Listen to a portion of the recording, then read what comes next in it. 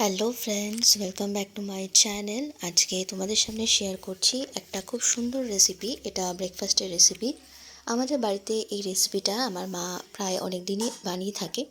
তো তার জন্য দেখো, এখানে আলু কেটে রাখা আছে। যেরকমভাবে ছোট ছোট করে আলু চচ্চড়ির মতো করে আমরা আলু কাটি, ঠিক সেরকমভাবে আলু কেটে রাখা আছে। তারপরে আমার মা এটা রেসিপিটা রান্না করছে, কারণ মায়ের হাতে এই রেসিপিটা সত্যিই খুবই খেতে ভালো লাগে। তাই আমি মাকে বলেছিলাম যে তুমি এই রেসিপিটা রান্না করো। তারপর মা এখানে টমেটোটাকে ছাড়িয়ে নিচ্ছে। আমাদের বাড়িতে না টমেটোর খোসা ছাড়িয়ে নেওয়া হয়, আর মা বলে যে টমেটোর খোসা খাওয়াটা ঠিক না, যে কোনো সবজিরই খোসা খাওয়াটা উচিত না। তো সেই কারণে মাকে দেখি যে সব সবজির খোসাটা ছাড়িয়ে নেয়। টমেটোর শুধু খোসা ছাড়ায় না, মা কিন্তু টমেটো থেকে টমেটোর দানাটাকেও ছাড়িয়ে রাখে। কারণ আমাদের বাড়িতে টমেটোর দানা খাওয়া হয় না, সেটা যে কোনো তরকারিতেই হোক না কেন।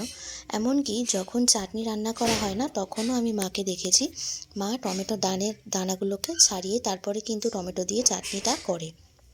তার জন্যে দেখো, এত সুন্দর করে স্লাইস করে টমেটোর দানাগুলোকে ছাড়িয়ে নেয়। এটা কিন্তু আমাদের কাজ করতেও সুবিধা হয় এরকমভাবে যদি ছাড়িয়ে নেওয়া হয়। আর টমেটোর দানা খাওয়াটা কিন্তু একদমই ভালো না। তোমরা কি মত, মানে তোমাদের কি ধারণা, সেটা কিন্তু অবশ্যই আমাকে কমেন্ট করে জানাতে ভুলো না। তো তারপরে আর সাইডে দেখতে পাচ্ছ বাটিতে পেঁয়াজ কেটে রাখা আছে। এখানে টোটাল দুটো বড় সাইজের পেঁয়াজ এরকম চপ করে রাখা আছে। আর লঙ্কাটা তোমরা তোমাদের পরিমাণ মতো আর পছন্দ অনুযায়ী দিতে পারো। আমরা এই রেসিপিটাতে যেহেতু আমরা ব্রেকফাস্টে খাবো, তাই জন্য খুব একটা বেশি ঝাল দেওয়া এখানে হয়নি। মোটামুটি 4 থেকে 5টা কাঁচা লঙ্কা কুচিয়ে নেওয়া হয়েছে। আর টমেটোর এরকমভাবে পিস পিস করে দানা কেটে তারপরে আমাদের দানাগুলোকে ফেলে দেওয়া হচ্ছে। সো এই কাজটা করাটা খুবই ইজি, দেখলেই করা যায়। তারপরে চলে যাব আমরা নেক্সট স্টেপে। তারপরে একটা বড় কড়াই বসিয়ে নেওয়া হয়েছে, সেখানে দিয়ে দেওয়া হচ্ছে সর্ষের তেল। পরিমাণ মতো এখানে তেল দেওয়া আছে। আর ওই তেলের মধ্যেই পেঁয়াজ আর কাঁচা লঙ্কাগুলোকে ফোড়নে দিয়ে দেওয়া হয়েছে। আর তার মধ্যে হচ্ছে রসুন কুচি, এটা একসাথেই ছিল।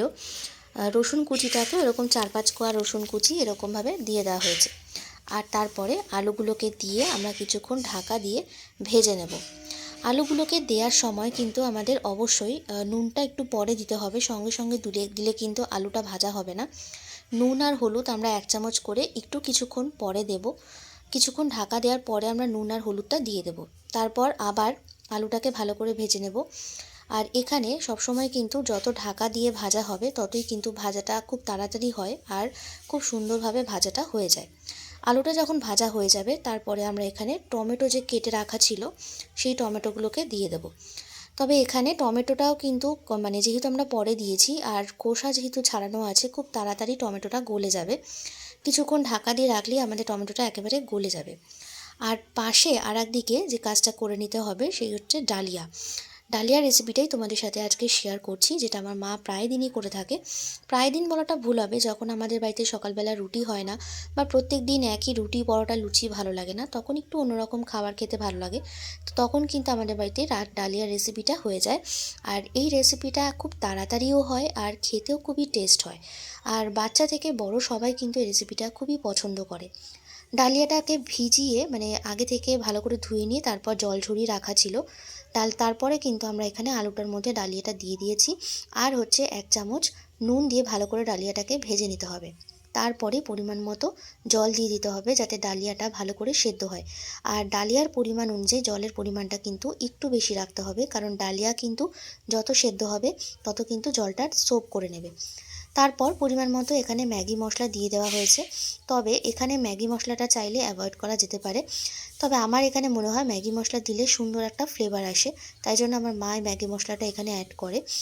ম্যাগি মশলা দিয়ে কিছুক্ষণ ঢাকা দিয়ে এটাকে ভালো করে ফুটিয়ে নিলে কিন্তু আমাদের এই ডালিয়া রেসিপিটা একদম রেডি হয়ে যাবে। তবে এই রেসিপি শেষে একটা টুইস্ট আছে, যেই টুইস্টটা আমাদের বাড়িতে হয়ে থাকে, সেটা হচ্ছে ডিম। এই ডিমটা আমার মা এখানে স্পেশালভাবে ডালিয়ার মধ্যে দিয়ে দেয়, যার জন্য কিন্তু রেসিপির টেস্টটা আরও ভালো হয়ে যায়। মানে তোমরা যারা ডিম খেতে পছন্দ করো এরকমভাবে অবশ্যই কিন্তু ডালিয়াটাকে একবার ট্রাই করে দেখতে পারো। ডিমটাকে দিয়ে আর কোনো নাড়াচাড়া করা যাবে না, জাস্ট একটুখানি ঢাকা দিয়ে লো ফ্লেমে রান্না করে নিলে কিন্তু হয়ে যাবে। এখানে ডিমটা কিন্তু একদম পুরোপুরি সেদ্ধ হবে না। আমি তোমাদের খাওয়ানোর সময় দেখিয়ে দেবো আমি যেরকমভাবে ডিম খেতে পছন্দ করি, যে কুসুমটা যাতে পুরোপুরি সেদ্ধও না হয়ে যায় আর কুসুমটা যাতে মুখে পড়ে আর ডিমের ফ্লেভারটাও কিন্তু আসে, স্বাদ আর গন্ধ দুটোই থাকে। তারপর দেখো এখানে আমরা সার্ভ করে নিয়েছিলাম ডালিয়াগুলোকে, আর দেখতে কতটা সুন্দর হয়েছে। এবার আমি খেয়ে বলবো আমার কেমন লেগেছে।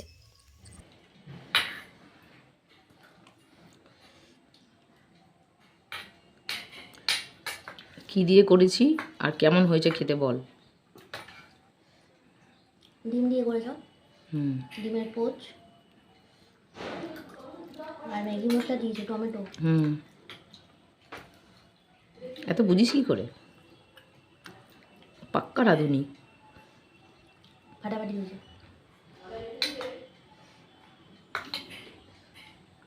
তুই আজ নাকের নথটা পড়ছিস আবার? কোথায় না কেন? ও না তো, আমার ছাড়াই ভালো লাগে, নট পড়লে পুরো দক্ষিণে লাগে, পুরো একদম সুভাষ গ্রামের পার্টি। বলে সুভাষ গ্রামে আছি, সুভাষ গ্রামের মাংস। সুভাষ গ্রাম আছে, সুভাষ গ্রাম পার্টি, সুভাষ গ্রামে জন্ম হয়েছে। দারুণ হয়েছে। কলকাতা বল কিছু। তোমরা ওরম তোমরা এই রেসিপিটা ব্রেকফাস্টে ডিনারে খেতে পারো, খুব হেলদি, যতটা হেলদি ততটাই টেস্টি। আর আমার মতো ডিম পোচ প্রেমী হলে এই যে ডিম পোচ, যেটা আমি এখন ভাঙতে চাইছি না কারণ এটার মধ্যে ডিমের কুসুমটা আছে, এই দেখো। আর এটাকে মা একদম কাঁচা অবস্থা দিয়ে দিয়েছো না, যেটা খেতে আমার খুবই ভালো লাগে। হ্যাঁ, তবে আমি কাঁচা ডিম খাই না, কিন্তু এরকমভাবে পোচ করে খাই। আর একটু কাট কর। এই যে ফোরকে চলে আসছে মালটা। সো বন্ধুরা, তোমরা দেখলে আমার ডালিয়া রেসিপিটা পুরোপুরি কমপ্লিট হয়ে গেছে, আর দেখতে কিন্তু খুবই সুন্দর হয়েছে আর খেতে কিন্তু দারুণ হয়েছে, দেখতেই পারলে। সো আমার এই রেসিপিটা যদি তোমাদের ভালো লাগে অবশ্যই আমাকে একটা লাইক করে দিও আর চ্যানেলটাকে সাবস্ক্রাইব করে চ্যানেলের সাথে থেকো। সাথে আবার পরবর্তী অন্য কোনো ভিডিওতে দেখা হবে। ততক্ষণের জন্য তোমরা সবাই খুব ভালো থেকো, সুস্থ থেকো, সাবধানে থেকো আর অবশ্যই কিন্তু আমার চ্যানেলের সাথে থেকো। দেখা হচ্ছে খুব তাড়াতাড়ি। টাটা।